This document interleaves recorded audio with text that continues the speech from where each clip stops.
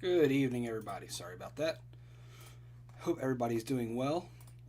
Um, so I was doing the podcast during the weekend, but with my little business that I'm trying to start, it just ended up being it's just too much to do on the weekend. So I think I'm gonna stick with Tuesdays. I think it works out for me. Either Tuesdays or Thursdays is what I'm thinking. Um, so just keep following me on Twitter and pay attention to that for if the days change. But I think I'm going to stick to Tuesdays. It seems to be a good day to do this. A little personal update. On the last episode, I talked about going to my local county council to talk about chicken laws. We ended up having a leak in my kitchen. Um, so I wasn't able to make it because I had the flooring guys come out and look at the floor. Um, Hardwood floor got all warped, so that's a great time. Um, but I plan on going out to the next one, which is this coming next Tuesday, and that will be I think the 31st. Let me look at the calendar. I believe it will be the 31st. Um, while we're still talking about me, it will be the 31st. Weird kind of thing happened today. I was just scrolling through Facebook, one of my chicken pages, and a producer for Russian Today News in Espanol made a post asking to interview a local chicken owner to discuss egg prices and chicken owning, and that's pretty much the gist that I got. So we'll see what happens, but I will be being interviewed by Russia Today News in Espanol on Friday to talk about egg prices and owning chickens. I will probably be dubbed in Spanish when that video gets released, so that will be hilarious. And I'll share the link when that comes out. They're coming over Friday morning, um, so I'm not sure when the video is going to get released, either this coming weekend or early next week. So I'll be sure to share the link to that video when it comes out. Hopefully, there's a way that you can either hear or read what I'm saying in English. So that's pretty wild. That'll be cool. Um, but enough about me. Let's get right to things. There's a good bit to talk about tonight. Um, Baltimore County Public Schools Superintendent will not seek a new contract. The announcement, released in a statement late Monday afternoon, comes after opposition arose. The Randallstown chapter of the NAACP and the Baltimore County Parent and Student Coalition called for his ouster. This article is from WBAL. I like WBAL's articles. Bring it up real quick.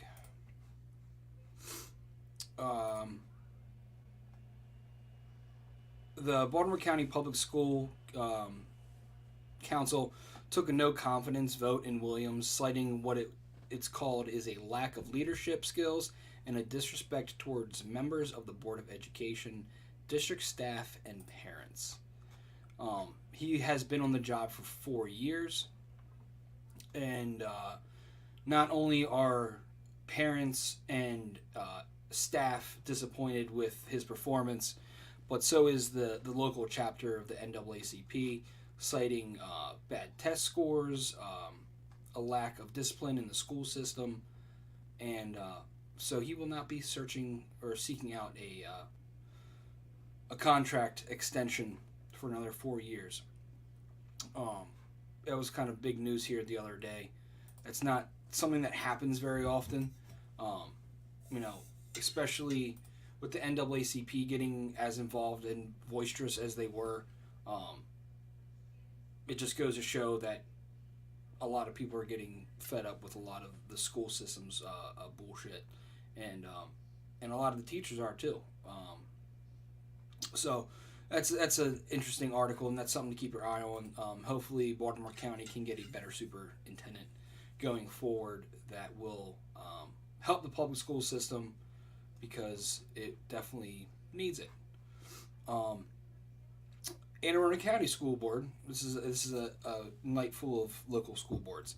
They actually held a closed meeting on Saturday, January the 21st, this past Saturday. And nobody ever likes that. So, as chair of the Anne Arundel County Libertarians, which is a subcommittee of the Libertarian Party of Maryland.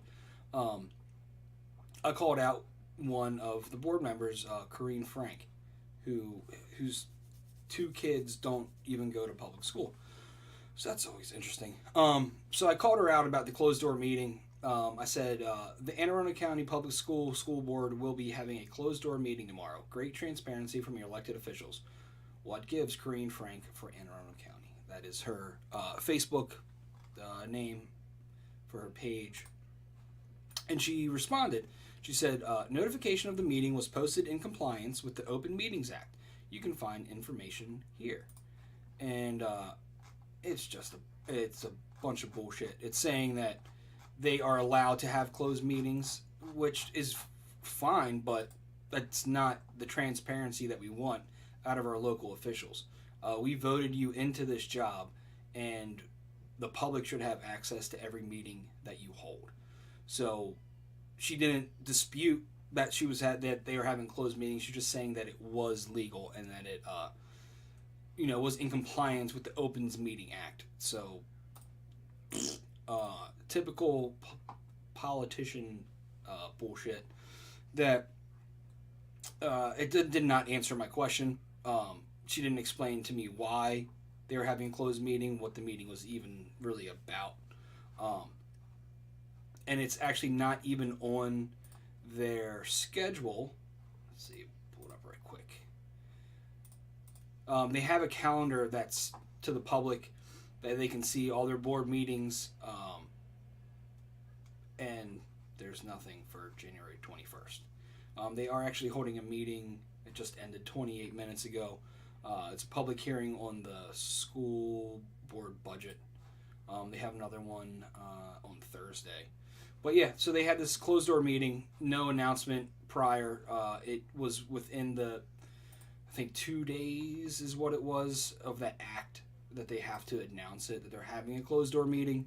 So just again, great transparency from our local politicians, and that makes us feel really faithful in what they're doing is for the common good and not something nefarious going on behind closed doors. That's all I have for local stuff. It's a lot of the boards, nothing's really changed yet. A lot of the hearings are still set for early February, so there's no happenings really, especially in Anne Arundel County. It's the same things I talked about last week. So let's move on to the Wes Moore budget. That he introduced his budget on Friday of last week. That was the what was that? The 18th? Yeah, 18th, 19th. And it's actually a little bit better than I was expecting, coming from a pretty progressive Democrat as far as a budget goes. So this is from Maryland Matters. Governor Wes Moore unveiled his first state budget on Friday, a $63.1 billion spending plan that includes increases for education and transportation programs, no new taxes, and a suite of legislative initiatives intended to create a more competitive and equitable economy, quote unquote, in the state. This is what we were kind of expecting. When I talked about in the first episode, I talked about his equitable economy. And it's still not exactly clear what that means. But pretty much what he's doing is he's taking a lot of the money that Governor Hogan was holding on to from COVID relief funds from the federal government, and he's starting to allocate those funds for programs. Now, the Republicans are having concerns that, okay, in the short term, it's not going to force us to raise taxes or make any new taxes to pay for these things, but in the long term, they're not confident that the money that is being allocated will be able to carry these programs through, because they won't. The money's going to dry up. There's no more federal COVID relief funds coming to the states. The proposed budget spends down the state's rainy day fund to the legislatively recommended rate equal to 10% of general fund revenues, or $2.5 billion. and projects a $820 million general fund balance at the end of the fiscal year. So, just like our federal government, it's sounding like they're going to spend more money than they have coming in. So, eventually they will have to raise taxes on us. Some Republican lawmakers expressed concern about the long-term viability of the spending plan. This is coming from Minority Leader Jason Buckle, House Minority Leader. I would hope to the greatest degree practical that these historic budget surpluses are moved to the state savings accounts or devoted to a reasonable middle-class tax cut for Maryland's hardworking families, allowing both to prepare for a possible economic downturn. Which, that I 100% agree. We're facing a recession that's more than likely going to happen, and we have our brand new governor spending a lot of money on education, which is important, and transportation, instead of maybe giving us tax breaks, us middle class people giving us tax breaks, or lowering the cost of certain public services that the state gives us. Jason Buckle continues by saying, it is not enough to tout the lack of tax increases in a budget year if the level of spending will require tax hikes down the road. It is important to be principled and disciplined now so we don't burden our taxpayers later, which is exactly what I was saying. There is just like how with your personal finance, you have to look down, you have to think long term.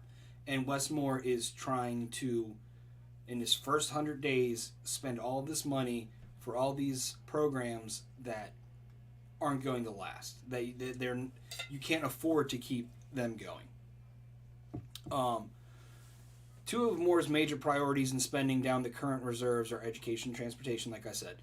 The governor will make a one-time cash payment of $500 million into the Blueprint for Maryland's Future Trust Fund, the state's savings account for a decade-long education reform effort. He will also dedicate $500 million to new transportation projects to get people from where they live to where opportunity lies.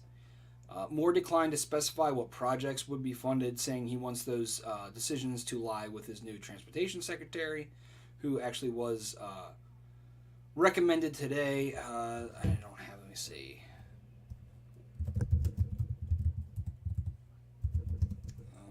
Transportation secretary.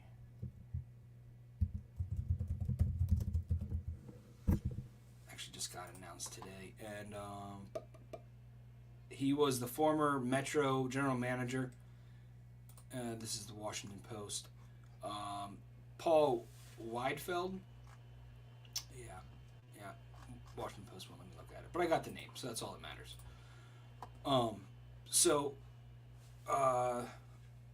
He's going to rely on that gentleman who was actually oversaw the aviation department in Maryland for quite some time before he moved down to D.C. to be GM of the Metro.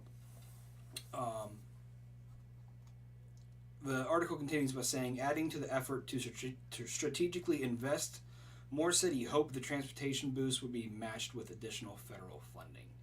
So he's not even confident that the state can even pay for it as is. He's already thinking about asking the federal government for more money.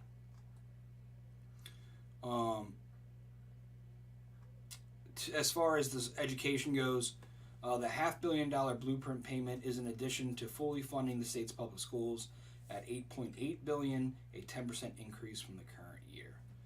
The proposed education budget also includes $15 million for a new teacher recruitment incentive that will be part of Maryland Educator Shortage Act. He also plans on introducing at least 4 bills in conjunction with the budget that are meant to build a competitive and equitable economy. $171 million is budgeted for the Family Prosperity Act, which would make permanent an expansion of the Earned Income Tax Credit. To $218 million in state funds for budgeted for additional payments for community health services, combined with federal funding. The budget includes a total of $616 million for provider rate increases. The funding is meant to help service providers keep up with an acceleration in Maryland's build-up to a $15 minimum wage, which is horrible. And he's actually proposing a Fair Wage Act. As anybody knows the economy, minimum wage goes up, so does the price of everything else. $33 million is budgeted for the Keep Our Heroes at Home Act, which would exempt a portion of military retirement income from taxation. And $10 million is budgeted for the Innovation Economy Infrastructure Act, which would incentivize businesses' creation and expansion. And Republican lawmakers are having the same concerns that I have with all of this. Obviously, with the minimum wage, inflation, at least $15. That would increase the price of everything, from the things you get in the grocery store to your, McDonald's cheeseburger. So just as I feared, it's almost as bad as I was expecting, but it's not that bad, because right now we're not paying for it out of our pocket yet, but it's a matter of time before these reckless spending habits catch up to the taxpayer, which they ultimately will, and they always do. The General Assembly, everything's kind of in the judicial hearing kind of phase right now, so it's nothing really new to speak of. It's still just, a lot of these bills are still being discussed. One of the big ones I mentioned, I think, my first episode was SB 0001, wearing, carrying, or transporting firearms restrictions, which is the one about not being able to carry your firearm in public gathering places. That is set for judicial hearing on February the 7th at 1 p.m.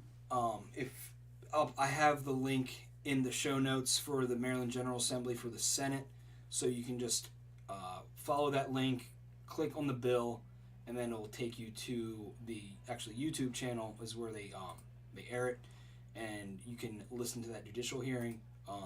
And I believe from there you can, if they're taking public comment, I don't think they are taking public comment yet. Yeah, they're not taking public comment yet. That would probably be, it'll be down the road. So keep an eye out for that if that's something you're interested in, that you can speak on.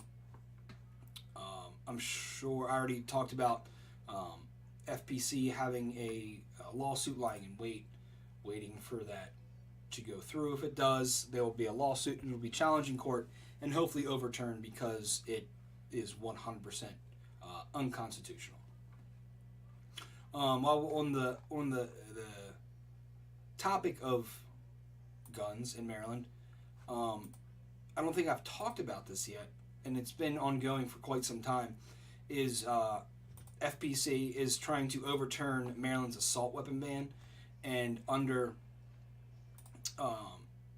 Maryland statute, a assault weapon is a semi-automatic centerfire rifle that has an overall length of less than 29 inches, a semi-automatic pistol with a fixed magazine that can accept more than 10 rounds, a semi-automatic shotgun that has a folding stock, or a shotgun with a revolving cylinder.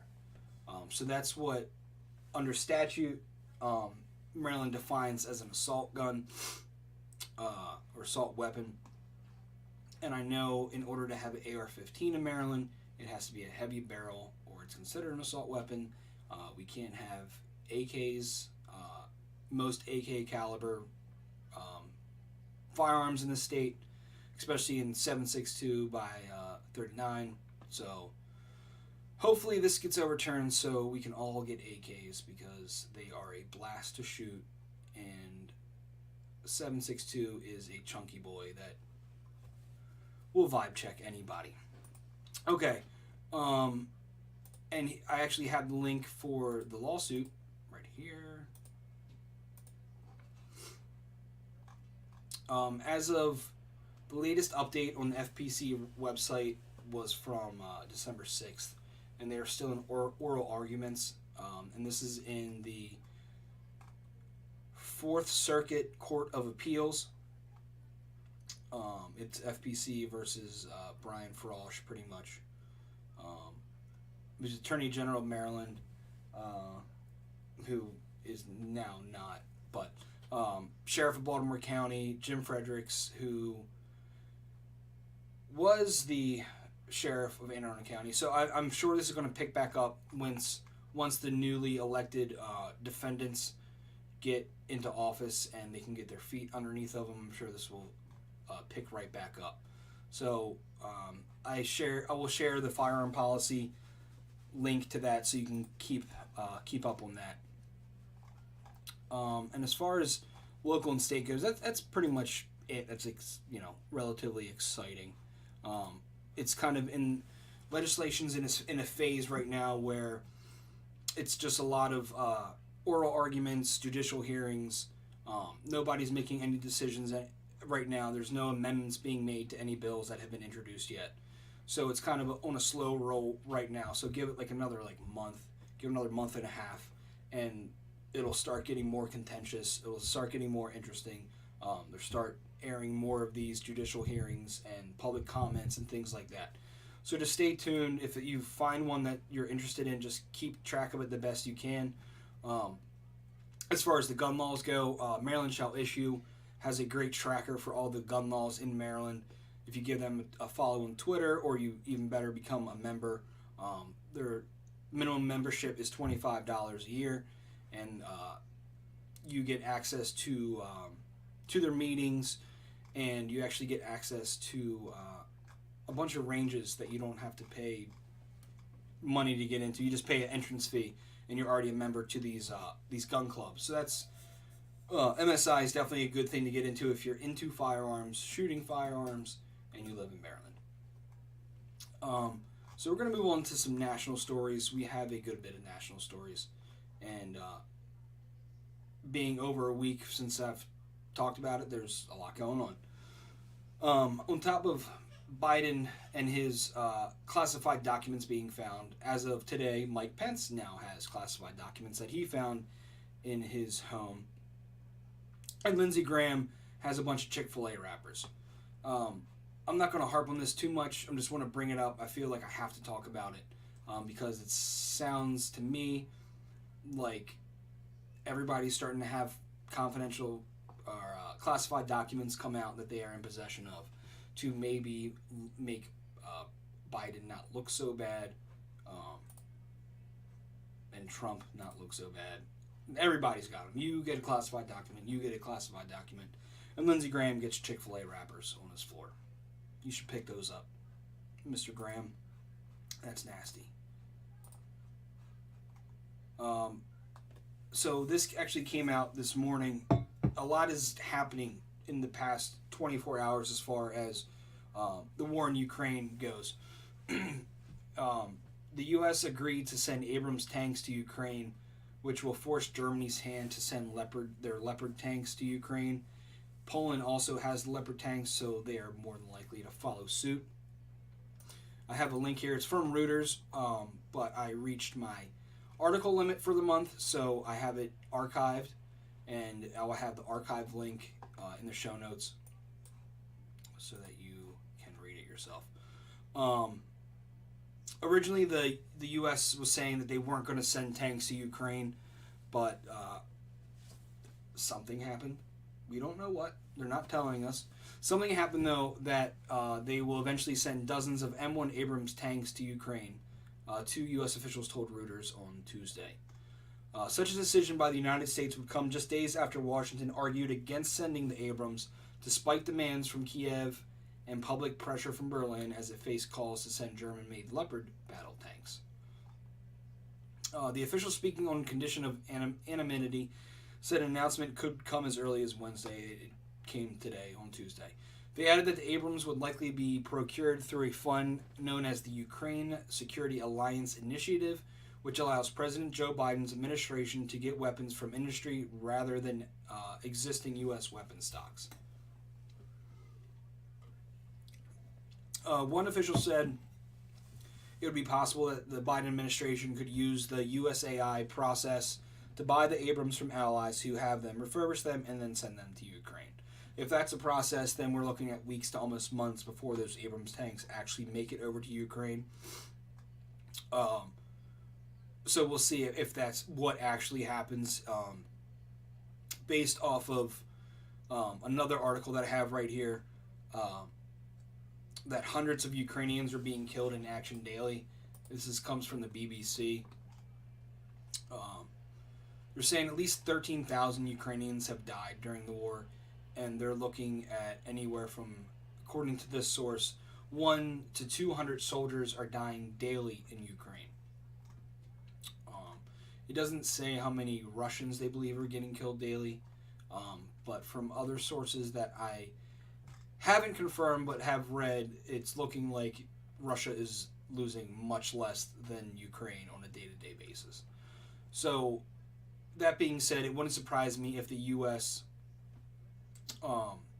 Sends these tanks sooner, as does Germany and Poland, to get these battle tanks onto the front lines, because, again, can't confirm it, but from what I've been reading, Ukraine is slowly starting to lose towns and land and battalions and lots of soldiers. So if I had to guess, the U.S., Germany, and Poland are going to try to send these tanks as soon as possible.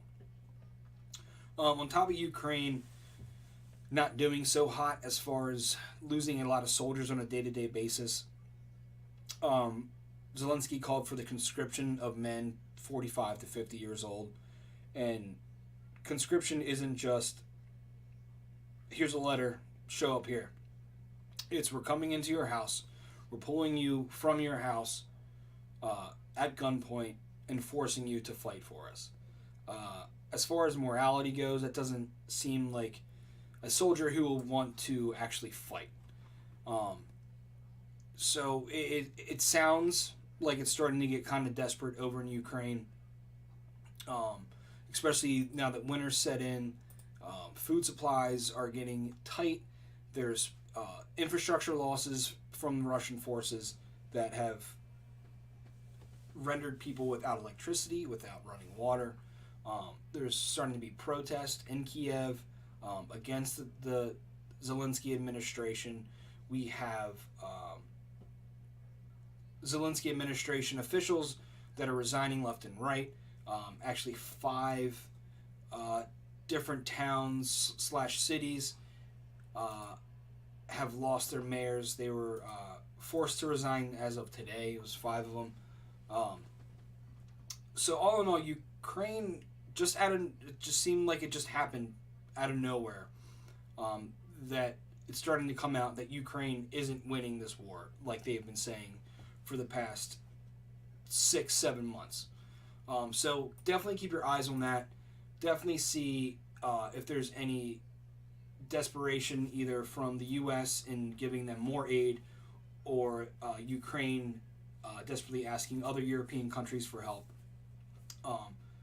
We've already sent Ukraine about $112 billion either in financial aid or weapons, ammunition, supplies, equipment since the onset of this war, and they aren't winning. So how much more do we have to send them before we say, you guys just need to concede this territory in the Donetsk and in the eastern regions to Russia, take your losses, and better luck next time. Hopefully there is no next time.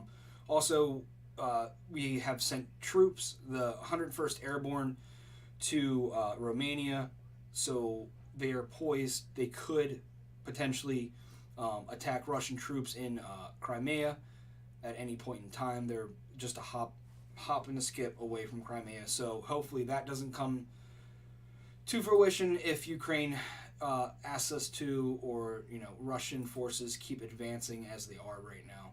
So the whole situation in Ukraine is not looking very good. On top of the troops that we're starting to send around Ukraine, the U.S. and Israel are holding the largest ever military operation, exercise operation, pretty much as a form of saber rattling to Iran. And it's, let me pull up the link real quick. This is another Reuters article. I like Reuters articles. They tend to be pretty accurate, and you can double and triple check, and their information is typically pretty good. But this is also going to be in the show notes. It's also archived version, so you can look at it anytime you like. The United States and Israel on Monday launched what one U.S. official described as the Allies' most significant joint military exercise to date, involving thousands of forces, a dozen ships, and 142 aircraft, including nuclear-capable bombers. The Juniper Oak drills, which will run through Friday, are meant to demonstrate and deepen integration between the U.S. and Israeli militaries, the senior U.S. defense official said, and come at a time of growing tension over Iran's nuclear program. This is never good. Israel has a history of, I don't want to get too deep into it. I try to keep this a local show, but Israel has a history of what some could argue war crimes, horrible treatment of Palestinians, taking their land, and we have a history of giving Israel a lot of money, giving them a lot of weapons, training with them, like in this exercise. So this could be considered an act of aggression by Iran. Iran probably won't do anything, but it's just us kind of showing our might, showing our force,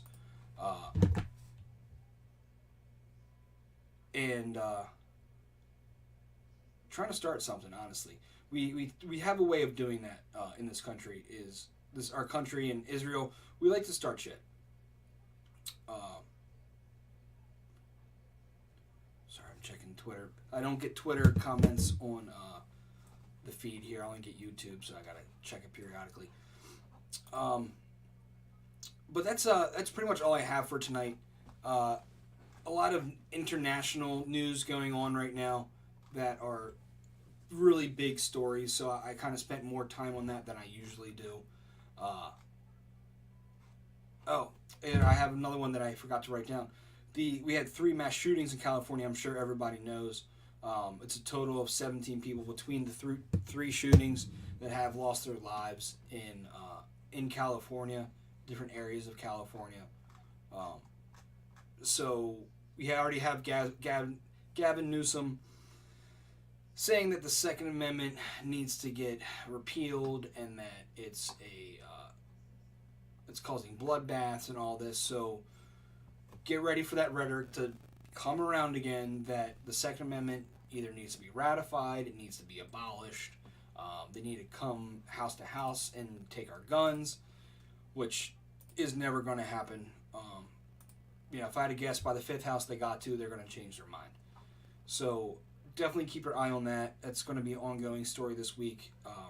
This is what kind of like doing the show on a Tuesday. You get all the news that happened over the weekend. We have Monday, we can digest it. Tuesday, it's a little bit more comes out, and then we can talk about it. So I'm thinking Tuesdays are going to be the day that I keep doing this. I just have one shout out, and I shouted out twice. I'm going to keep doing it until it comes. It's the Rage Against War rally, February 19th at the Lincoln Memorial. It's starting at 12:30, and after a few hours, we will be marching to the Capitol building to give Joe Biden his what for. I won't go over the list of speakers again. We have added a couple. Let me see.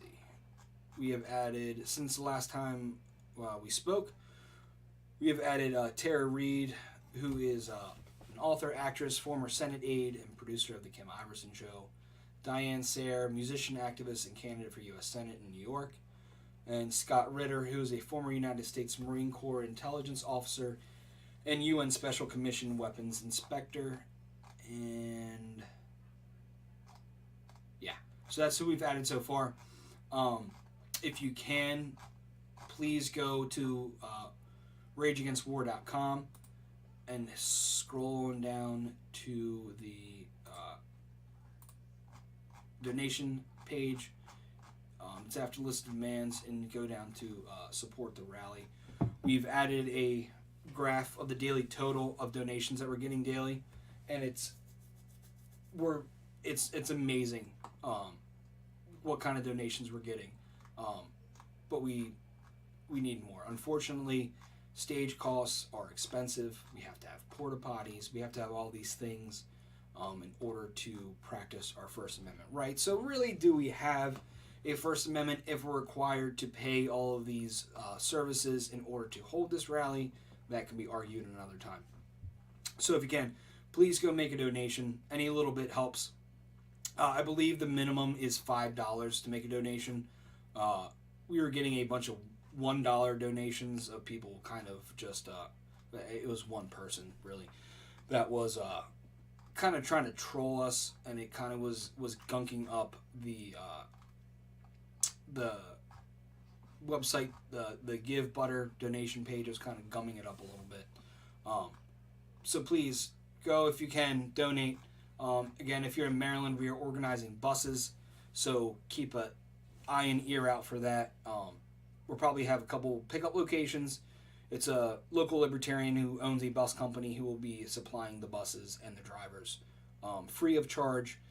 And if you're not in Maryland, we are trying to get blocks for hotels. So if you want to stay the night, we're trying to block out hotels. We're trying to find a good hotel that's in the area and it's not going to break the bank, so as many people that need to can stay in the hotel.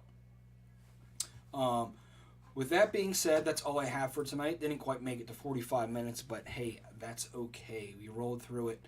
Don't forget to look out for my interview with Russian Today News in Espanol.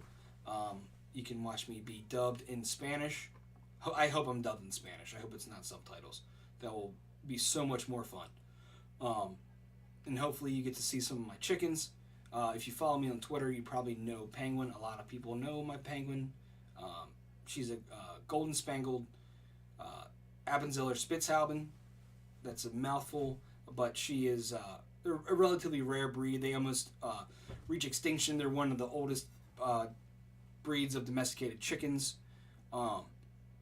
Not recognized in America by the American Poultry Society, which is a shame, but they're working on it. So hopefully she'll be the star of the show. Everybody else is a little too scared for me to pick them up just in front of a camera. So hopefully you guys see Penguin on international news. That will be awesome.